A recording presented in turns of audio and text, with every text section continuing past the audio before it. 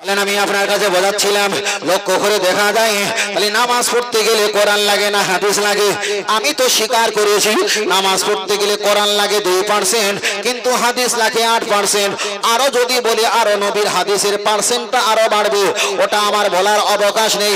তবে আমি আপনার কাছে একটাই কথা বলছি, একদিন আমরা পৃথিবী থেকে দুনিয়া থেকে চলে যাব। আমরা চলে যাবার পর দুনিয়াতে আমরা আমাদের কে আছে আর কে থাকবে এটাই আমরা ভাবি না। আপনি যে ঘর বানিয়েছেন দাদু ভাই, ও আমার ভাই, আপনি যে ঘর বানিয়েছেন আপনি চিন্তা করেছেন ওই ঘরে কে বাস করবে 30 বছর 40 বছর পর? একবার আপনি ভেবে চিন্তা করলেন না? আপনি মারা যাবার পর কোন বংশীয় লোক কোন ব্যক্তি ঘরে বাস করবে আপনি তো এ চিন্তা কখনো করতে পারবেন না। তবে আল্লাহর বান্দা জেনে রেখে দাও, আপনি দুনিয়া থেকে মৃত্যুবরণ করবেন, আপনার কবরস্থানে আপনার মোজার খোলায় মাটি দেওয়া হবে। মাটি দেওয়ার পর 20 বছর 10 বছর 25 বছর যখন চলে যাবে, এত প্রজন্মিত ব্যক্তি বেড়ে যাবে, এত এলাকায় মানুষ বেড়ে যাবে, কবরে মাটি আর পাওয়া যাবে না, জায়গা পাওয়া যাবে না। এলাকার গ্রামবাসীরা চিন্তা করবে এতটা মোজার খোলা কবরস্থান, ছোট এরিয়া, জায়গা যদি না পাওয়া যায় ওখানে তোমরা মাটি ফেলো আর ওখানে তোমরা নতুন করে কবর বানাও। তাহলে এখানে প্রমাণ হয়ে গেল আপনি আজকে মারা গেছেন 2024-25 সালে, আবার 2030-35 সালে দেখতে পাওয়া যাবে ওখানে মাটি ফেলে নতুন কবর দেওয়া হয়েছে। আপনার যারা ছোট বাচ্চা ছিল, আলাওলা ছিল, তারা তো আপনার কবরটা নিশ্চিত করতে পারবে না এটাই আমার আব্বা দাদুর নানুর কবর ছিল, আর কখনো তারা নিশ্চিত হতে পারবে না। তাহলে কিছু বছর পর চলে যাওয়ার পরে আপনার কবরটা একদিন বিলীন হয়ে যাবে। তবে আমার ভাই, আমি করজোর করে বলি, আপনি আমাকে ফোন করলে হয়তো আমার ফোনটা বিজি থাকবে, বন্ধ থাকবে, হয়তো ব্যস্ততার কারণে আমি ধরতে পারবো না। কোন অফিসার মেম্বার প্রধানকে ফোন করলে ব্যস্ততার কারণে হয়তো সময় দিতে পারবে না। আপনি পৃথিবীর এক প্রান্তে থেকে নিয়ে আর এক প্রান্তরে আপনি চলে যান, যদি হসপিটালে যদি থাকে, হসপিটালে আইসিইউ এর বেডে শুয়েতে আপনি যদি ওই অবস্থায় কাপড় মুড়ে দিয়ে আর নাকে যদি নল লাগিয়ে দিয়ে গ্যাস পাইপ লাগিয়ে দিয়ে আপনি যদি মনে মনে মনে মনে তোমার রব আল্লাহকে ডাকো, পৃথিবীর মানুষকে ডাকলে আওয়াজ দিতে পারে, সময় নাও দিতে পারে। আপনি আমি যে আল্লাহর বান্দা, আল্লাহ আমাদের ভালোবাসে, আপনি পৃথিবীর যে কোণা থেকে আল্লাহকে আল্লাহ বলে ডাকবেন। আমার আল্লাহ তোমার ডাক রহ কুদরতি কানে শোনার জন্য আমার আল্লাহ কানটা আগলা করে আছেন, কানটা চাতক পাখির মতো আপনার দিকে তাকিয়ে রেখে দিয়েছে। তবে আমি আপনাকে বোঝাতে চেয়েছি, আপনি যখন আল্লাহকে আল্লাহ বলে ডাকবেন, আমার আল্লাহর নাম গফুর গফফার, আমার আল্লাহর নাম রহমানুর রহিম, আমার আল্লাহ এত দয়ালু। তোমার ওই আল্লাহ বলে ডাকার বলার কারণে আমার আল্লাহ জানিয়েছেন, বান্দা যদি তওবা পাঠ করে, চোখ থেকে যদি পানি জারি করে, মাস্তাগফিরনি গফারাতুলাকা ওয়ালা ওমালি, ওই বান্দা মনে মনে আমাকে ডাকবে আর কাঁদবে, তওবা পাঠ করবে, আমি আল্লাহ ওই বান্দার চোখের পানি জমিনে আর চামড়ায় লাগার আগে ওর জিন্দেগির গুনাহ আমি আল্লাহ মাফ করে দিয়ে থাকি। আর একটু জোরে বলেন সুবহানাল্লাহ। তাই আমি আপনাকে বোঝাতে চাই, ও আমার দাদু ভাই, তাই আমি বারবার আমি আপনাকে বলতে চাই, আপনার যে জমি সম্পত্তি আছে, আপনি মারা গেলে ওই জমি সম্পত্তি আপনার বড় ছেলে বড় বৌমা বাড়ির পরিবার পরিজন তারা ভাগ বাটলা করে নেবে। আপনি যে হাতে মোবাইলটা নিয়ে ব্যবহার করেন, আপনি মারা গেলে ওই মোবাইলটা আর একজন নিয়ে ব্যবহার করবে। দাদু ভাই, আপনি যে কামরায় ঘুমিয়ে থাকতেন ওই কামরায় আর একজন বড় ছেলে বড় বৌমা দখল করে নেবে। আপনি দোকান চালাতেন, যে গাড়ি ব্যবহার করতেন ওটা আর একটা পরিবার দখল করে নেবে। আপনার জমি সমাজ সম্পত্তি দখল করে নেবে, কিছুই থাকবে না, উলঙ্গ না দিয়ে 3টে সাদা কাপড় আপনাকে পোঁচমোড়া করে ভালো করে জড়িয়ে কবরস্থ তোলে করিয়ে দেওয়া হবে। দাদু ভাই মনে করবে এরাই হয়তো আমাদের কবর সাথী হয়ে যাবে, একের পর এক তারা চলে আসবে, কেউ আপনার সাথী হবে না। আল্লাহ জিজ্ঞাসা করবে, আল উমরিহি ফিমা আপনাহু, আমি তোমার বয়ে দিয়েছিলাম, অমর দিয়েছিলাম, বান্দা তুমি কোন কাজে ব্যয় করেছিলে? সেই দিন আমরা আল্লাহ জবাব হয়ে যাব, জবাব দিতে পারবো না। তবে দুনিয়াতে এত ইবাদত করে আপনি যখন কবর কবরে চলে যাবেন। কবরে যাবার পর আল্লাহ যখন ফেরেশতাকে পাঠিয়ে দেবেন, ফেরেশতা আপনার কাছে এসে বলবে, মার রাব্বুকা, বলো অমুক তোমার রবকে, তোমার আল্লাহকে একটা বার বলো। ও আমার দাদু ভাই, আপনি যদি বলেন আমার রব হলো আল্লাহ, আগের বক্তব্যের সঙ্গে বক্তব্যটা একটু মিলিয়ে নেন। মিলিয়ে যদি নিতে পারেন কপাল ভালো, আর না পারলে এটাই আমার দুর্বলতা, আপনাদের কোনো সমস্যা নেই। আপনি যদি কবরের ভিতরে প্রশ্নের জবাব দিয়ে যদি বলেন আমার রব হলো আল্লাহ, আল্লাহকে আল্লাহ বলেছেন, ওই ফেরেশতা আপনাকে জান্নাত দেবে না, আমার আল্লাহ আপনাকে জান্নাত দেবে না। আপনি যে আল্লাহকে আল্লাহ বলেছেন, আল্লাহ চুল পরিমাণ খুশি হবে না। কেন? ইবলিস তিনিও আল্লাহকে আল্লাহ বলে মানে। পৃথিবীর বেঈমান কাফের অনেক ব্যক্তি আছে, তারা আল্লাহকে আল্লাহ বলে মানে। আল্লাহকে আল্লাহ বলে মানার পর ফেরেশতা চলে আসবে না, ফেরেশতা আপনাকে কখনো জান্নাতে দেবে না। আবার দ্বিতীয়বার প্রশ্ন করবে, আমার দিনকা, তোমার দিন কি, একটা বার বলো। আপনি যদি বলেন ইন্না দিনা ইনদাল্লাহিল ইসলাম, আল্লাহর মনোনীত ধর্ম হলো ইসলাম ধর্ম, আপনি এই কথা বলার পর আল্লাহর ফেরেশতা ওখান থেকে চলে যাবে না। আমার দাদু ভাই, আপনি কবরের ভিতরে গিয়ে আল্লাহকে আল্লাহ বলবেন, ফেরেশতা চলে যাবে না। দিনের নাম ইসলাম বলবেন, ফেরেশতা চলে যাবে না। আবার বাকি থাকবে একটা, আর ফেরেশতা দাঁড়িয়ে থাকবে ওই একটা প্রশ্ন শোনার বিনিময়ের জন্য। দুনিয়াতে যখন পরীক্ষা হয়, প্রথমে টেস্ট পরীক্ষা হয়, ওই টেস্ট পরীক্ষায় ফেল করলে, পাস করলে কোনো সমস্যা থাকে না। কিন্তু ফাইনাল পরীক্ষা হয় শত লাস্টে আপনার নবীর নাম, আমার নবীর নাম, লাস্টে জিজ্ঞাসা করা হবে, আমার নবী ওকা, তোমার নবীকে। আপনি যদি নবীর নাম চিনতে পারেন, হাজা মুহাম্মাদুর রাসূলুল্লাহ সাল্লাল্লাহু, উনি হলো আমার নবী, তাহলে নবীর নাম চিনতে পারলে আল্লাহর নামে জবাব, দিনের নামে জবাব, আমার নবীর নামে জবাব দেওয়ার কারণে অটোমেটিক্যাল রাইট চিহ্ন হয়ে যাবে। আর একটু জোরে বলে সুবহানাল্লাহ। তাই আমার দাদু ভাই, এত দূর থেকে এসে আমি আপনাদের কাছে অনেক নসিহত বক্তব্য করতে পারতাম, কোনো বক্তব্য নসিহত না করে একটাই কথা বলেছি, বাবা, জীবনে নামাজ চিনেছো, হজ চিনেছো, যাকাত চিনেছো, রোজা চিনেছো, মসজিদ চিনেছো, মাদ্রাসা চিনেছো, আলেম ওলামা মুফতি চিনেছো, বাড়ির পরিবার আত্মীয়, কোর্ট কাছারি অফিস আদালত বাজার মার্কেট অনেক কিছু আমরা চিনেছি, কিন্তু চিনলাম না দয়ার নবীকে। তাই আল্লাহর কোরআন বলেছেন, আন্নাবিউ আওলা বিল মুমিনিনা মিন আনফুসিহিম, বান্দা পালিয়ে যাস না, তোদের নবী এত দয়ার নবী।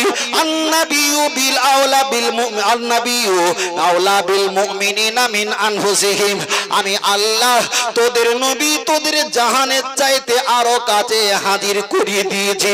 তাই নবী আমার বললেন, মান আসানি, কে যদি আমাকে সরিয়ে দেয়, আমাকে যদি ভুলে যায়, ফাকাদ আসাল্লাহ, আমার আল্লাহ তাকে ছড়িয়ে দেবে, আমার আল্লাহ তাকে হটিয়ে দেবে। মান আতানি, কে যদি আমাকে ইত্তেবা করে, ফাকাদ আতাল্লাহ, ওই ইত্তেবা আমার আল্লাহ পাকের হয়ে যাবে। আরেকটু জোরে হবে না? আরেকটু জোরে হবে না? ফের বলছি ভাই, জীবনে অনেক কিছু বোঝাবে, অনেক কিছু শুনবে, অনেক কিছু জানবে, অনেক কিছু দেখতে পাবে, বুঝতে পারবে, কিন্তু জীবনে সবচাইতে বড় সম্পদ হবে কে? নবী। হয়তো আমি আপনাদের কাছে নবীর কথা বলে হয়তো বড় ভুল করছি নাকি, দেখে জানি বাবা, আল্লাহ ভালো জানে, আল্লাহ ভালো জানে। তবে ফের বলছি, যতদিন বেঁচে থাকবেন ততদিন আল্লাহর ইবাদত, নবীর মোহাব্বত, কোরআন তেলাওয়াত, মা বাবের খেদমত, মাজার জিয়ারত, একটাই দল জান্নাত, ওই দলটার নাম হলো আহলে সুন্নাত আল জামাত। বলুন সুবহানাল্লাহ। আরেকটু জোরে হবে না? আরেকটু জোরে হবে না? আরেকটু জোরে হবে না? ভাগ্যের ফেরে অনেক দূরে জন্ম হইলাম। কেন? মক্কা শরীফ, মদিনা শরীফ থেকে 8,500 কিলোমিটার দূরে। আমাদের এমন ভাগ্য, আমরা সুন্দরবনের কিনারায় বসবাস করছি। সত্য না মিথ্যা? সত্য। যারা মক্কা মদিনার পাশে ইরাক, ইরান, কুয়েত, দুবা, উপকূল সাগর, টেরানগর, মরক্কে যারা আছে, গাড়ি পিক আপ দেবে, ঘা করে মক্কা শরীফে গিয়ে জুম্মার নামাজটা পড়ে চলে আসবে। কিন্তু আমাদের নসিবটা এমন, ভাগ্যের ফেরে অনেক দূরে আছি, টাকা থাকলেও যাওয়া সম্ভব না, তাই না?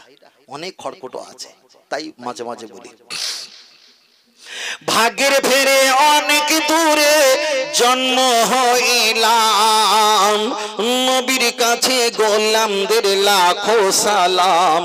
ও গো দয়াময় হাবিবের কাছে গোলামদের লাখো সালাম। বলুন সুবহানাল্লাহ, একটু মন খুলে বলেন না সুবহানাল্লাহ। চেহারা মোবারক কতই যে সুন্দর, দেখে কত কাফির হলো মুসলমান। রাদিয়াল্লাহু আনহুম অরাদু আন, জান্নাত যাহাদের প্রতিদান। আসহাবি কান্নজুম হাদিসে পেলাম, আসহাবি কান্নজুম হাদিসে পেলাম, নবীর কাছে গোলামদের লাখো সালাম। ও গো দয়াময় হাবিবের কাছে গোলামদের লাখো সালাম। জোরে বলেন সুবহানাল্লাহ, আর একটু মহব্বত করে বলেন, আর একটু মনটা নরম করে বলেন। অয়েস করুনি পাগলে আমার হাবিবের পাগল, মাজার শরীফ যার ও মানে, নবীজির জুবা মোবারক পেয়েছিলেন যিনি, নবী নবী সব সময় ছিল জবানে। আমরা সবাই হতে চাই হাবিবের গোলাম, আমরা সবাই হতে চাই হাবিবের গোলাম, নবীর কাছে গোলামদের লাখো সালাম। ও গো দয়াময় হাবিবের কাছে গোলামদের লাখো সালাম। ভাগ্যের ফেরে অনেক দূরে জন্ম হইলাম, নবীর কাছে গোলামদের লাখো সালাম। ও গো দয়াময় হাবিবের কাছে গোলামদের লাখো সালাম। দুরূদ শরীফ আল্লাহুম্মা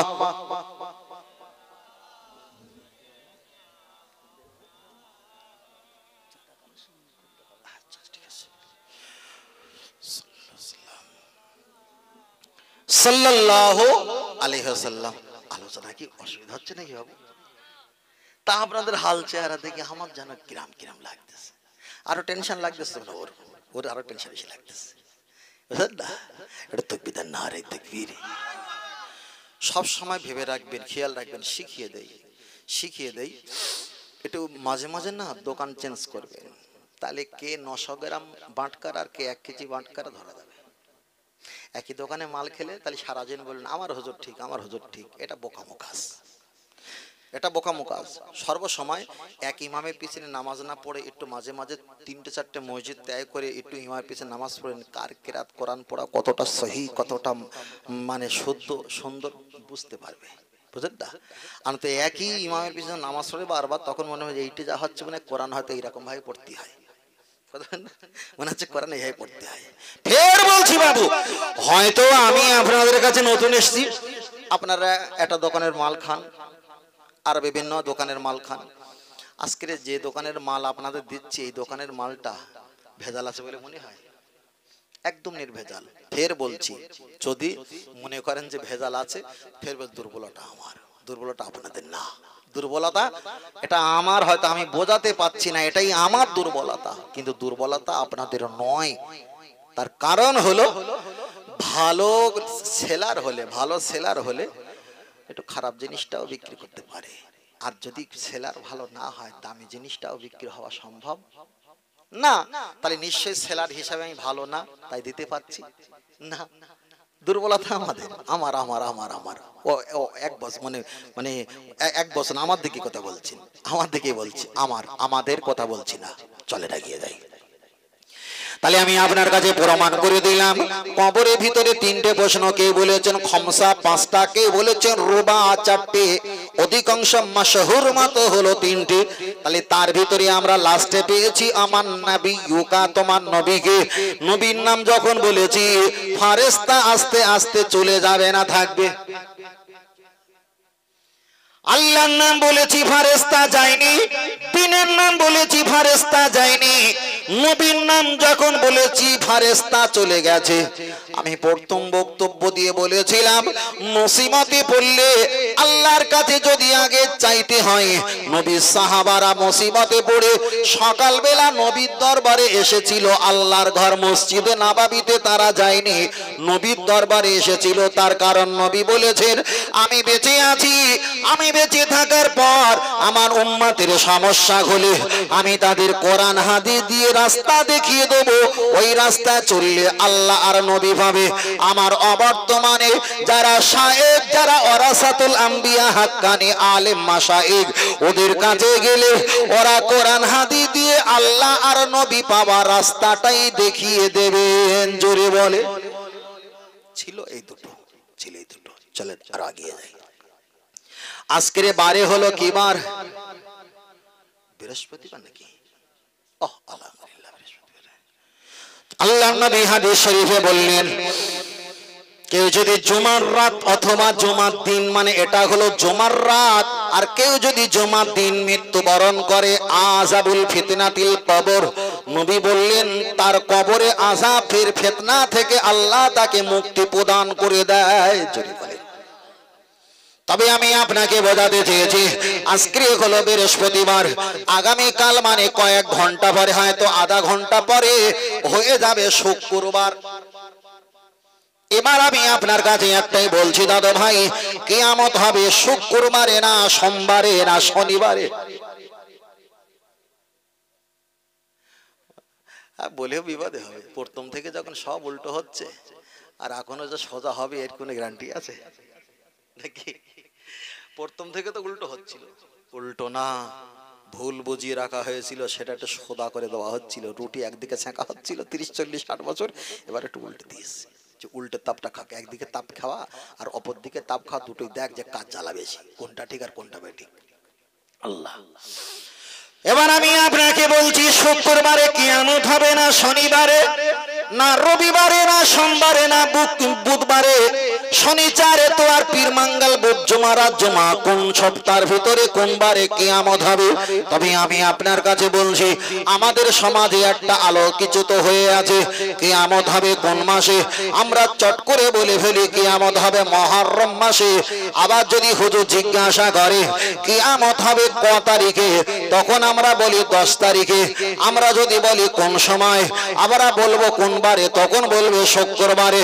তাহলে একটা জায়গায় করলে লাইনে হবে মুহররম মাসে আশুরা 10 তারিখে শুক্রবারে কিয়ামত হবে। আমি যদি আপনাকে, আপনার হুজুরকে যদি বলি বাবা পৃথিবীর কোন শ্রেষ্ঠ সহিহ হাদিসে আছে শুক্রবারে 10 তারিখে মুহররমে আশুরায় আল্লাহ কিয়ামত দেবে, ওই হাদিসটা বলো, খুঁজে নেবার দায়িত্ব আমার। তো দেখাতে হবে না, শুধু হাদিসের হাদিসটা বল, আমি খুঁজে নিচ্ছি কোন জায়গায় আছে। হ্যাঁ, তবে রসুল বলেছেন কিয়ামত কবে হবে, রসুল এক বাক্যে বলেছেন আল্লাহু আলাম, তবে এই ব্যাপারে আল্লাহ ভালো জানে। তবে ওই তারিখে, ওই দিনে, ওইবারে অনেক কিছু হয়েছে, তবে ওই দিনে হলে হতে পারে। রসুল বলেনি যে করিব ওই দিনটাই হবে, রসুল বলেছে হলে হতে পারে, তারপরে বলেছে আল্লাহু আলাম, এ ব্যাপারে আল্লাহ ভালো। तब क़यामत का कुछ निशाना बता दिया सकता। जब अपने माँ बाप की नाफरमानी करने लगे, बेअलिम कम अलिम भी जब पेशवा बन जाएंगे, गाने बजने रंगे की ज़ियादती हो जाए, बड़ी बड़ी बहुत ज्यादा ऊंची घर इमारत बनाने लगे, अपने माँ बाप के जब नाफरमानी करने लगे, इस दिन जब तुम्हारा नज़रों से गिरता वो हरगिज क़यामत का निशाना। কিয়ামতের বর্ণনা অনেক জায়গায় এসেছে, তবে খুদ কিয়ামত কোন সময় হবে এটা সহি স্পষ্ট আসেনি। রাসূল বলেছেন ওই দিনে হতে পারে, তবে এই ব্যাপারে আল্লাহ ভালো। আমার বক্তব্যটা শোনেন, বক্তব্য ভুল হলে আপনার হুজুরকে শোনাবেন, তাহলে ঠিক কি বেঠিক বিষয়টা পরিষ্কার হবে। আমি একেবারে মত করে মতন কথা বলছি না ভাই, চলেন এগিয়ে যাই। চলেন আমি আপনাকে বলছি কিয়ামত কবে হবে। আমরা যদি বলি, আমরা বলবো 10 তারিখে মুহররমে আশুরা শুক্রবারে কিয়ামত হবে। কেন? ওই দিনে তো আল্লাহ বহু কিছু পাঠিয়েছে, যদি বলেন হুজুর তার সার সংক্ষেপ কিছু বলেন, চলেন চট করে সার সংক্ষেপ বলি। আল্লাহর কোরআন জানিয়েছে মিয়ামিল জুমাআতি ফাসাউ ইলা যিকরিল্লাহ, শুক্রবারে আমার আল্লাহ জুম্মার দিনে কোরআন বিক্রি করা বন্ধ করে দিয়ে বান্দাকে যিকরিল্লাহ আল্লাহর নাম স্মরণ করার জন্য মসজিদে যাওয়ার কথা উল্লেখ করেছে। আমার নবী পরে বলে দিয়েছেন খলাকাল্লাহু তাআলা ফিহি আদামা, শুক্রবারে ওই মুহররমে আশুরা 10 তারিখে আমার আল্লাহ নবী আদমকে সৃষ্টি করেছেন। ও আহাবাতাল্লাহু ফিহি আদামা, নবী আদম আলাইহিস সালামকে 10 তারিখে শুক্রবারে আল্লাহ দুনিয়াতে পাঠিয়েছেন। ও ফিহি তুআফাহুল্লাহু আদামা, আমার আল্লাহ নবী আদম আলাইহিস সালামকে 10 তারিখে মুহররমে আশুরা তানাকে মৃত্যু দান করেছিলেন। আল্লাহ নবী পরে বলেছেন আফিহি তাকুমুস সাআ, আল্লাহ যদি চায়, ভালো করে বুঝবেন, আল্লাহ যদি চায় এই দিনে কিয়ামত হবে, তাহলে আল্লাহর পক্ষে ছেড়ে দিয়েছে। চলেন আগিয়ে যাওয়া যাক। আল্লাহ নবী অনেক ব্যাখ্যা করে বলেছেন তাহলে কিয়ামত হবে কোন সময়। আমি আপনার কাছে আর একটা কথা বলবো, তাহলে উত্তরটা আপনাদের সহজ হয়ে যাবে। কেমন সহজ হবে একটু লজিক্যাল দেখাই। আলহামদুলিল্লাহি রাব্বিল আলামিন, সমস্ত প্রশংসা কার? আল্লাহর। আর রহমানির রহিম, সবচাইতে বড় দয়ালু তিনি হলো কে? মালিক ইয়াউমিদ্দিন, সমস্ত কুল কায়নাতের মালিক হলো কে? আমি আয়াত পড়েছি, আপনারাই ব্যাখ্যা করেছেন, ঠিক সেম আমি এমন কিছু বলবো, আপনারাই তো জবাব দিবেন সহজে। চলেন আগিয়ে যাওয়া যাক। লক্ষ্য করে দেখা যায় তাহলে কিয়ামত কবে হবে, প্রসঙ্গটা আমি আপনার কাছে বলার আগে আর একটা বার বলি, যেখানে আল্লাহ সেখানে রহমত বরকত নেই, যেখানে নবী সেখানে আল্লাহ রহমত আর বরকত। চলেন ফুরফুরা শরীফে মুজাদ্দিদ জামান দাদা পীর রহমাতুল্লাহ বলেছেন, বসিরাট আল্লামা হুজুর লিখেছেন মিলাদে মুস্তাফা, নবী আদম আলাইহিস সালাম 350 বছর ধরে, কেউ বলেছেন 360 বছর ধরে আসজুদুলিল্লাহ আল্লাহ নামে সেজদা দিয়ে কেঁদেছে। আমার আল্লাহ তার দিকে একবারও রহমতের নজরে তাকালো না। নবী আদম আলাইহিস সালাম আল্লাহর নবীর নাম নিয়ে, মুহাম্মদ সাল্লাল্লাহু আলাইহি ওয়াসাল্লামের নাম নিয়ে আল্লাহর কাছে যখন কেঁদেছেন আর ওসিলা দোয়া চেয়েছেন, আমার আল্লাহ নবী আদম আলাইহিস সালামের কান্নাকাটি মুহূর্তে আমার আল্লাহ ক্ষমা করে দিয়েছেন। তাহলে একটা নবী আদম আল্লাহকে ডেকেছেন, আল্লাহ তার দিকে রহমতের নজরে তাকালো না। আমার নবীকে যখন ডেকেছেন আল্লাহ রহমতের নজরে তাকিয়েছে। তাহলে এখানে তো প্রমাণ হয়ে গেল নবী যেখানে আল্লাহর দয়া মায়া রহমত আর বরকত সেখানে জোরে বলে। এবার যদি আমি আপনাকে বলি ভাই শুক্রবারে কিয়ামত হবে, আপনারা বলবেন হুজুর এটা আমরা শুনেছি। এবার একটু বলবেন কিয়ামত নবী যখন থাকবে তখন কিয়ামত হবে না, আর নবী যখন না থাকবে তখন হবে কিয়ামত। আগের বলে রাখছি, নবী যখন থাকবে তখন কিয়ামত হবে না, আর নবী যখন না থাকবে তখন হবে কিয়ামত। এর বলবেন হুজুর নবী তো দুনিয়া থেকে পর্দা নিয়েছে, ব্যাখ্যা বুঝতে পারিনি। এবার 2 মিনিট সময় দাও, ব্যাখ্যাটা পরিষ্কার হয়ে যাবে। আল্লাহ নবীকে জিজ্ঞাসা করলেন হুজুর কিয়ামত কোন সময় হবে? নবীকে বললেন হুজুর কিয়ামত কবে হবে? আল্লাহ নবীকে বললেন ও আল্লাহ নবী, আমার আল্লাহ কি কিয়ামত সকাল বেলা দেবে, ফজরের সময় দেবে?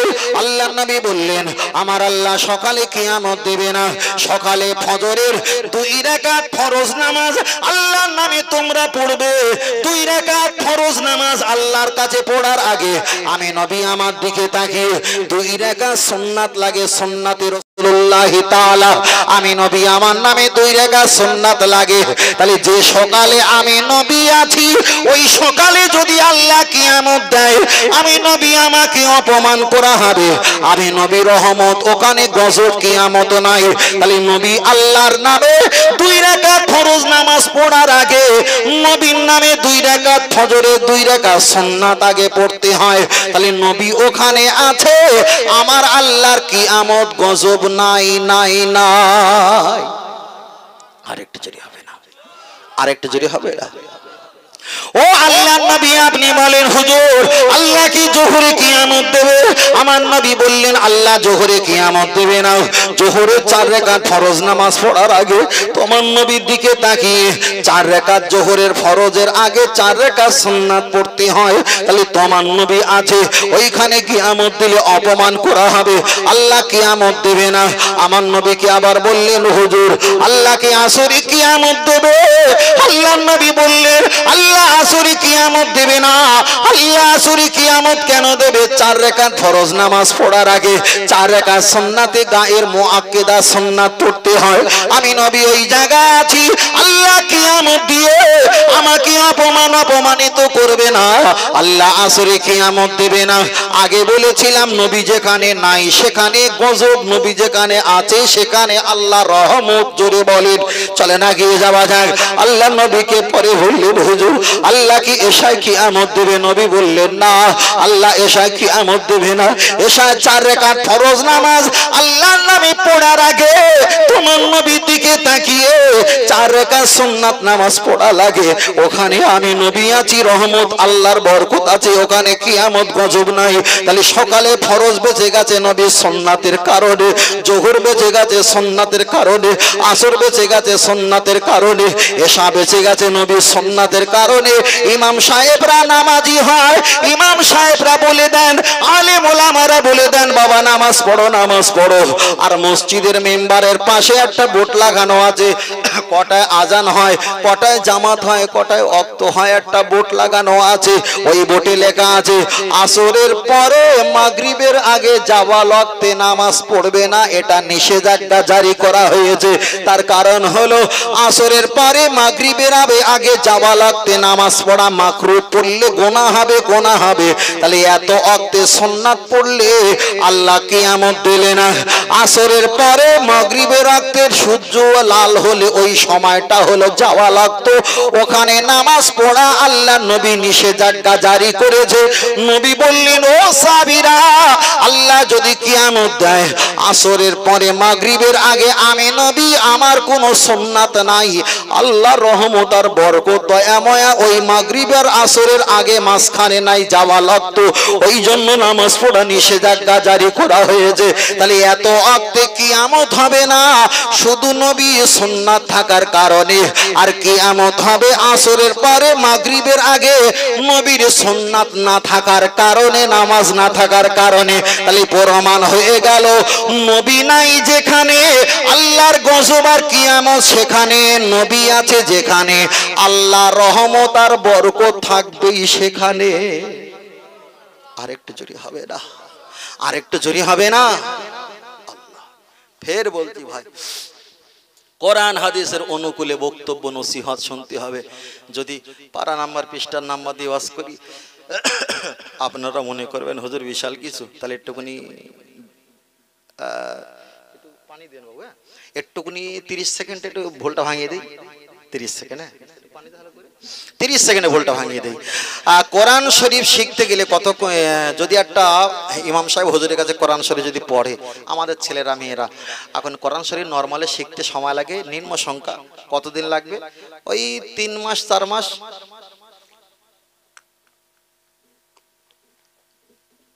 3 মাস 4 মাস, তাই না? আচ্ছা, কোরআন শরীফ শিখতে গেলে 3 মাস 4 মাস ভালো সময় লাগে। এখানে যারা বসে আছেন প্রত্যেকের স্ত্রী, প্রত্যেকের মেয়ে, প্রত্যেকের ছেলে কম বেশি কোরআন পড়তে পারে, এরা কম বেশি আছে না? নাই, আছে। কিন্তু প্রত্যেকের স্ত্রী, প্রত্যেকের মেয়ে ছেলে হাদিস পড়তে পারে, আরবি ইবারাত পড়তে পারে, আরবি হাদিস, ফার্সি হাদিস, উর্দু হাদিস পড়তে পারে, এরকম নেই। এবার এটা লজিক্যাল, খুব লজিক্যাল, ভালো করে খেয়াল করি কোন জায়গাটা আমাদের সমস্যা। আমি শুধু ধরিয়ে দিচ্ছি ওই জন্য। আজকে কোরআন শরীফ আমি আজকে বললাম একটা সপ্তাহের ভিতরে 12 নম্বর পারা, 3 নম্বর আয়াত, 6 নম্বর পৃষ্ঠা, 10 নম্বর লাইন, 3 নম্বর রুকু, এরকম করে করে একটা সপ্তাহে আমি 7টা মুখস্থ করলাম। ভালো করে বুঝবেন। তারপরে সপ্তাহ 7টা হয়ে গেল 14টা, তার 4 সপ্তাহে 1 মাস হয়ে গেল ধরো 15-30টা, 30টা আয়াত নাম্বার, পারা নাম্বার, পৃষ্ঠা নাম্বার মুখস্থ হয়ে গেছে।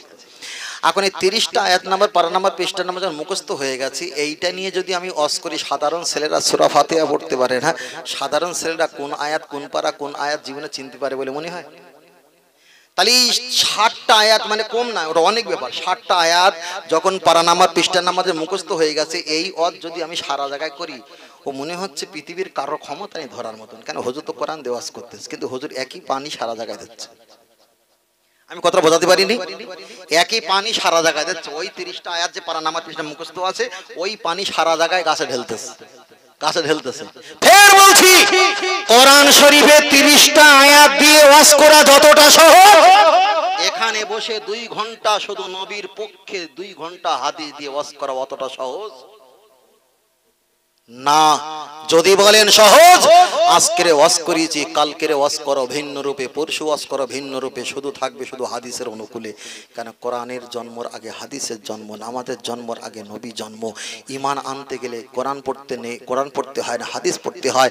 নামাজ পড়তে গেলে কোরআন 2%, হাদিস 8%। কোরআন শিখতে গেলে 6 মাস 1 বছর লাগে, হাদিস শিখতে বলে 8-10 বছর থেকে 9 বছর সময় লাগে। কথা বুঝতে পেরেছেন ভাই? এবার যখন কোরআনের ওয়াজ দিয়ে করা হবে, তখন হুজুর আমার কোরআন দিয়ে ওয়াজ করে, তোর হুজুর শুধু পিঠ বাঁচাচ্ছে, সব দিকে সম্পর্ক ভালো রাখতে, শুধু দাওয়াত খাওয়ার জন্য। আর আমি মফিজুল নবীর পক্ষে কথা বলছি, কেন সবাই আল্লাহরে মানে, সবাই নবীরে মানে না। তাই নবীর পক্ষে কথা বলেছি। কেউ উঠে যাচ্ছে, কেউ থাকতেছে, কারো পাছা জ্বলে যাচ্ছে, কারো পাছা জ্বালা করতেছে, এতে আমার কোনো যায় আসে না। কেন? আমি নবীর পক্ষে। নবীর পক্ষে হলে আল্লাহ কার পক্ষে হবে? তার পক্ষে হবে। দুনিয়া চেও না, চাও আখিরাত। দুনিয়া চেও না, চাও আখিরাত। তাই বলছি ইস্তাকামাত, ইস্তাকামাত জিসকা मतलब ऐसी है, যার ব্যাখ্যা হলো গোড়াই। গোড়াই আরবিতে বলা হয় ইস্তাকামাত, আর বাংলা কি বলা হয়? গোড়াই। বলে না তুমি ওইটা মেনে আস, তোমার এত গোড়াই, এরকম বলি না? গোড়াই। আমি যে নবী প্রেমিক, এটা আমার গোড়াই। আমি যে আল্লাহর পক্ষে, নবীর পক্ষে, পীর ওলির পক্ষে, কোরআন হাদিস ইজমা কিয়াসের অনুকূলে পক্ষে, এটা আমার গোড়াই। আমি এখান থেকে নড়বো না। কেন? ইহুদিরা কোরআন পড়তে পারে, কিন্তু ইহুদিরা মুহাম্মদ সাল্লাল্লাহু আলাইহি ওয়াসাল্লামের হাদিসটা ভালো পড়তে চায় না। ইহুদিরা সব পালন করে, আল্লাহকে মানে কিন্তু নবীকে মানে না। কিন্তু আল্লাহর ইবাদত, নবীর মোহাব্বত, কোরআন তেলাওয়াত, মা বাবার খেদমত, মাজার জিয়ারত, একটাই দল জান্নাত। দলটার নাম হলো আহলে সুন্নাত ওয়াল জামাত। আর একটু চিল্লে বলুন সুবহানাল্লাহ। আর একটু জোরে হবে না সুবহানাল্লাহ? আর একটু জোরে হবে না? একটু তাকবীর দেন, নারে তাকবীর। আর একটু সকলে বলেন নারে তাকবীর, নারে তাকবীর। আল্লাহ কবুল করেন, বলেন আমিন। আর একটু সকলে বলি আল্লাহুম্মা আমিন। আর একটু জোরে বলেন আল্লাহুম্মা আমিন। ফের বলছি, ভাইকে বলছিলাম, যার যেমন যোগ্যতা, তার কথাবার্তার আর বক্তব্য হয় তেমন যোগ্যতার উপরে, ঠিক না বেঠিক? যোগ্যতার উপরে কথাবার্তা হয়, সেটাই বলেছিলাম ভাইদেরকে। চলেন, আর 15 বাকি রেস্ত, সালাম পড়তে হয় হালকা করে একটু। আবার 12টা বেজে গেছে, শেষ করে দেই নাকি? এটা শেষ করে দেই। আর একটু নিলে বেশি হবে না? তোমরা তো গাই পেলি তো, তোমাদের বালতি ফাঁকা তো ভর্তি করে নাও, দুধ ভর্তি করে নাও, ভয় লাগবে। চলেন এটা ছোট করে বলি। মায়েরা আছে না, মায়েরা পর্দার আড়ালে আছেন, কি সুন্দর পরিবেশে, কোনো আওয়াজ নেই, ঝঞ্ঝাপটা নেই। আল্লাহ আমার মায়েদের, বোনদেরকে আল্লাহ কবুল করেন, বলুন আমিন। আল্লাহর মাহফিল যারা দিয়েছেন, ছেলেরা আমার জওয়ানেরা, আল্লাহ ওনাদের পরিবার পরিজন, পরিবারকে, ওনাদেরকে আল্লাহ কবুল করেন, বলুন আল্লাহুম্মা। আরেকটি সকলে বলি আল্লাহুম্মা। আরেকটি সকলে বলি আল্লাহুম্মা আমিন। অনেকে বলে কোরআন এসছে, ওয়াজ করতে করতে বলে না কোরআন এসছে মৃত ব্যক্তির না জীবিত ব্যক্তির, এরকম বলে না? বলে বলে ও কোরআন এসছে কার জন্য? জীবিত ওয়ালার জন্য না মৃত ওয়ালার জন্য? ছেলেরা বলে জীবিত ওয়ালার জন্য। তাহলে তখন বলে মরা মানুষের কাছে কেন কোরআন পড়ো? কোন জায়গায় দেখেছো বাম্বু দিয়ে দিয়েছে? কোন জায়গায়? মূর্খ, কিছু বোঝে না। কোরআন জীবিত ওয়ালাদের জন্য, কোরআন মৃত ওয়ালাদের জন্য, কোরআন এ জগতের জন্য, কোরআন পর জগতের জন্য। আরেকটু জোরে বলেন, কথা বোঝেননি?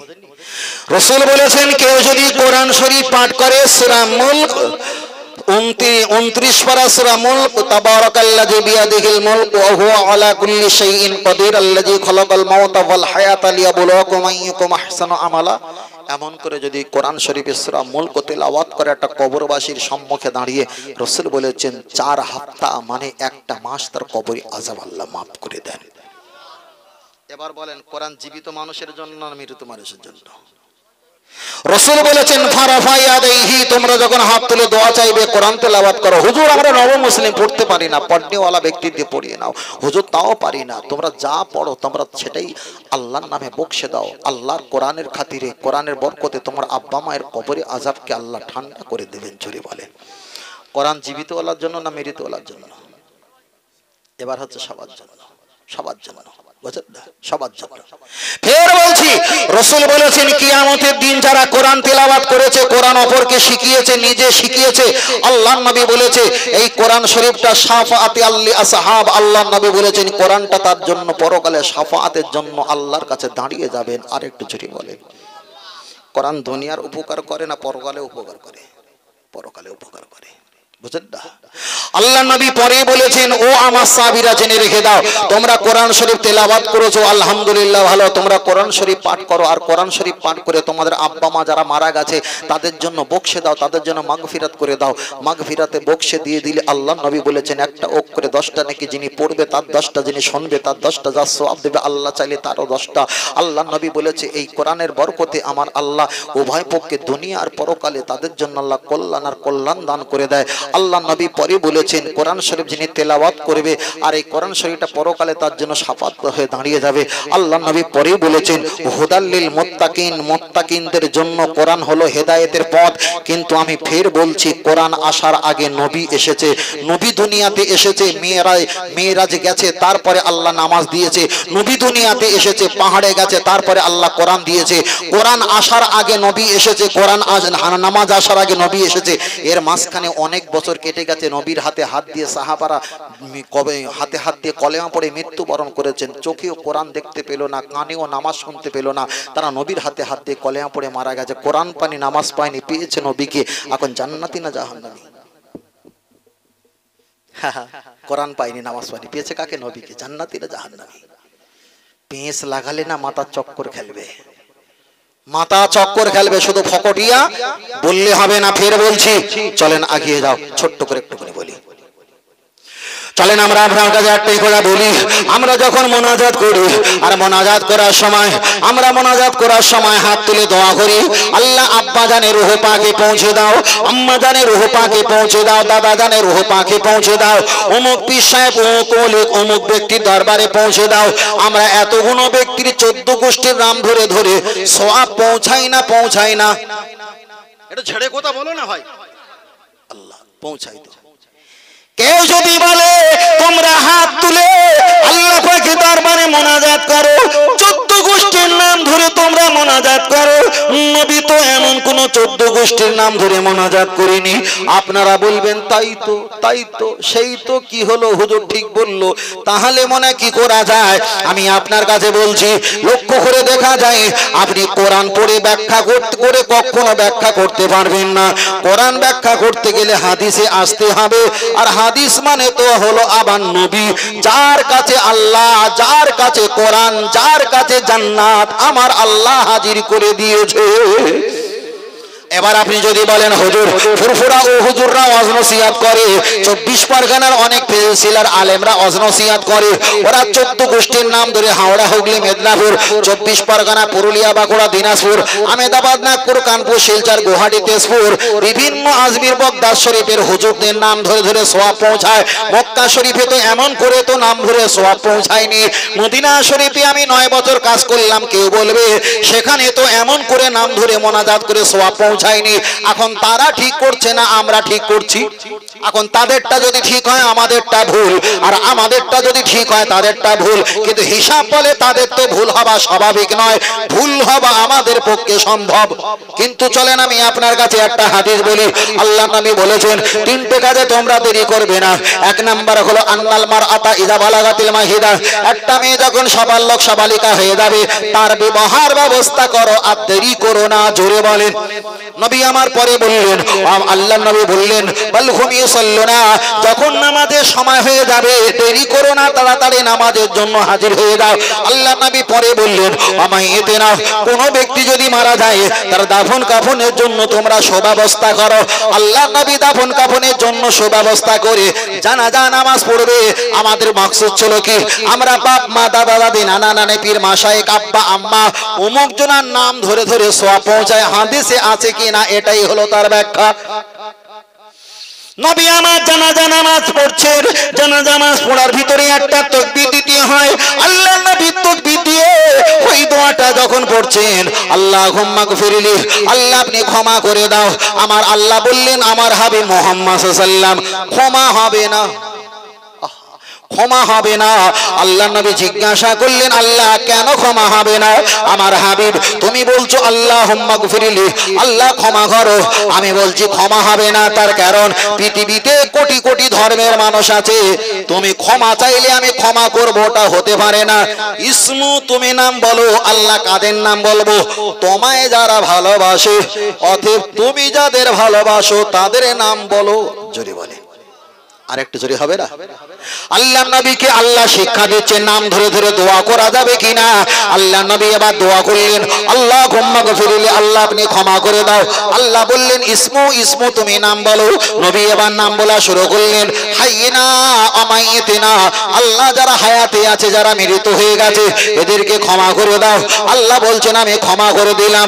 অশাহিদিনা, আল্লাহ যারা জানাজার ময়দানে শরীক হয়েছে, যুদ্ধের মাঠে যারা বিদায় নিয়েছে, আল্লাহ এদেরকে আপনি ক্ষমা করে দাও। আল্লাহ বলছেন আমি ক্ষমা করে দিলাম। অগাইবিনা, আমাদের দুনিয়াতে জন্ম হওয়ার পূর্বে আমাদের চোখের আড়ালে অগাইবিনা, আল্লাহ যারা বিদায় নিয়েছে আল্লাহ তাদেরকে মাফ করে দাও। আল্লাহ বলছেন আমি মাফ করে দিলাম।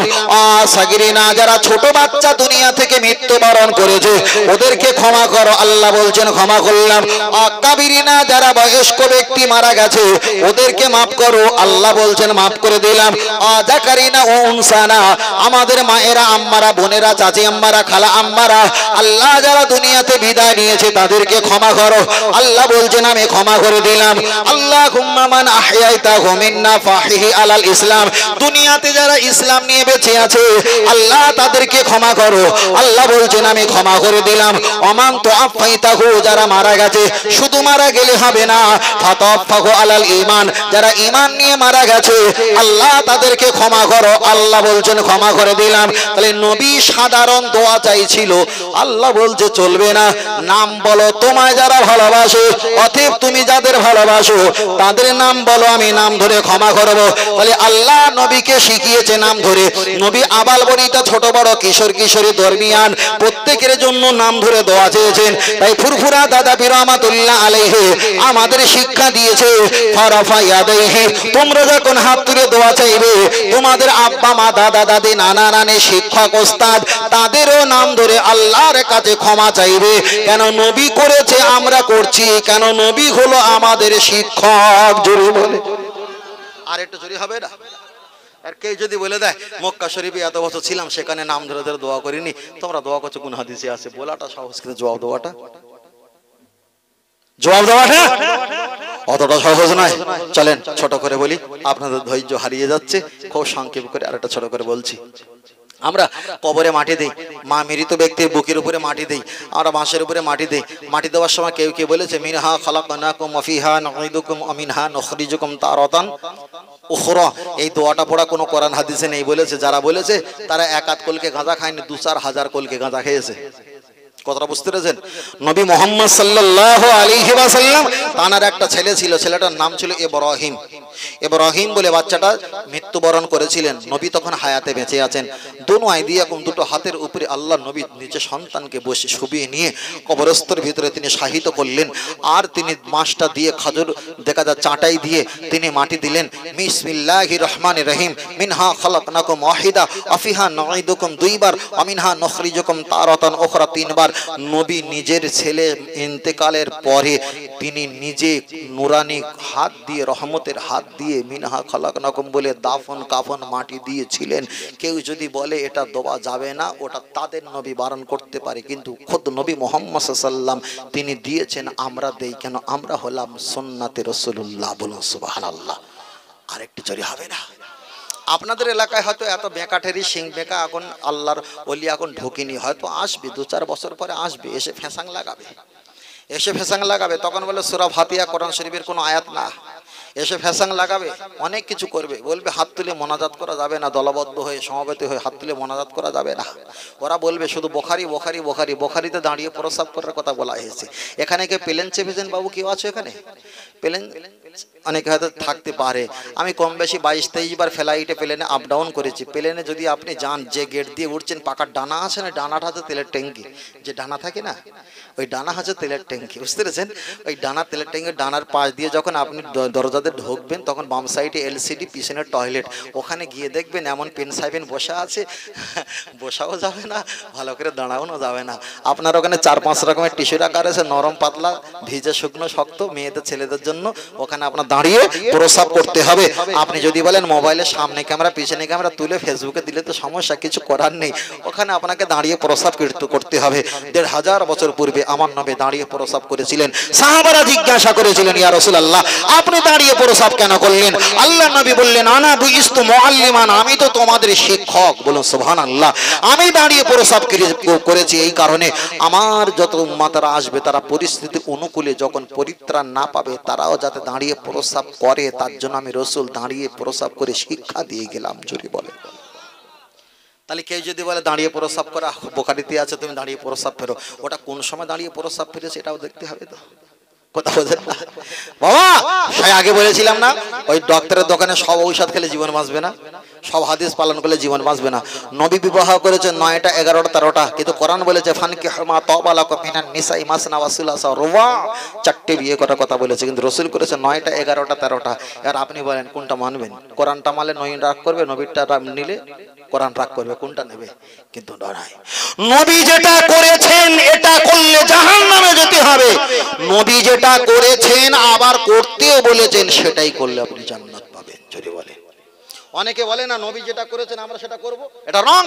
নবী যেটা বলেছেন এবং করেছেন, ভালো করে শুনেন, নবী যেটা করেছেন আমাদের করতে বলেছেন, ওটাই আমাকে আপনাকে করতে হবে। আসরের নামাজ কয় রাকাত? 8 রাকাত। বুখারীতে এসেছে আসরের নামাজ 10 রাকাত। আল্লাহ নবী আসরের নামাজ পড়ে হুজরা মোবারকের ভিতরে চলে গেল, পর্দা টেনে দিয়ে নামাজ আদায় করলেন। সাহাবীরা নামাজটা দেখলেন, দেখে বলে, হুজুর আপনি 2 রাকাত নামাজ পড়লেন আর আমরা 2 রাকাত নামাজ থেকে মানসুব রহিত হয়ে গেলাম, আমরা সব থেকে বঞ্চিত হলাম। আল্লাহ নবী বলেন, ও সাহাবীরা, এটা নবীদের জন্য, তোদের জন্য নয়। তাহলে বলেন বুখারীতে এসেছে 8 রাকাত, আবার আছে 10 রাকাত, আপনি কোনটা পালন করবেন? নবী যেটা করতে বলেছেন সেটাই করব, 8 রাকাত। নবী যেটা করেছেন আমাদের করতে বলেননি, ওটা করব না। রাগ করেছেন নাকি? রাগ করেছেন? আমি ফের বলছি, কারো এগেইনস্টে, কারো পক্ষে, কারো বিপক্ষে কিছুই বলিনি, শুধু একটাই বলেছি, ঈমানের পক্ষে, নবীর পক্ষে বলেছি, এতটুকু। তার কারণ আমরা প্রত্যেকেই গুনার ভাগ বেশি, নেকির ভাগ কম। এমন কথা বলবো, শুনবো, যাতে আল্লাহ আমাদের প্রতি খুশি হয়, নবী খুশি হয়। আল্লাহ যেন আমাদের নেকিটাই আর মোহাব্বতটা আল্লাহ বাড়িয়ে আল্লাহ দয়া জান্নাত যেন নসিব করে দেন। বলুন আল্লাহুম্মা আমিন। আর একটু সকলে বলি আল্লাহুম্মা আমিন। এটা শেষবারের মতো তাকবীর, নারে তাকবীর। আর একটু জোরে বলেন নারে তাকবীর। আর একটু জোরে বলেন নারে তাকবীর, নারে তাকবীর। বললো ইয়া রাসূলুল্লাহ, মহামানব এমন একটা রাজুলুন, এমন একটা ব্যক্তি নবী পাঠাও আল্লাহ, তার বিনিময় আয়াত পড়িয়ে, কোরআন পড়িয়ে মানুষকে যেন ধর্ম শেখায়। আল্লাহটা নবী পাঠাও, নবী পাঠাও। এই দোয়া করেছিলেন নবী ইব্রাহিম আলাইহিস সালাম।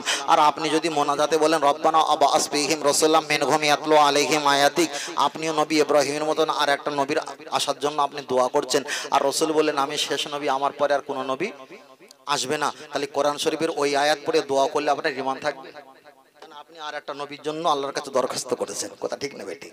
তাহলে সব ফার্মেসির ঔষধ আপনি খেলে জীবন বাঁচবে না, যেটা প্রয়োজন সেটা আপনাকে নিতে হবে। চলেন এগিয়ে যাই। চলেন আমি আপনার কাছে বোঝাতে চেয়েছি, ও ভালো করে খেয়াল করে শুনবেন, লক্ষ্য করে দেখা যায়। তাহলে একদিকে বললাম মোহাব্বত যদি থাকে অবশ্যই আমরা জান্নাত পাবো। যদি বলেন হুজুর একটু খুলে বলেন, তাহলে খুলে বলে আগে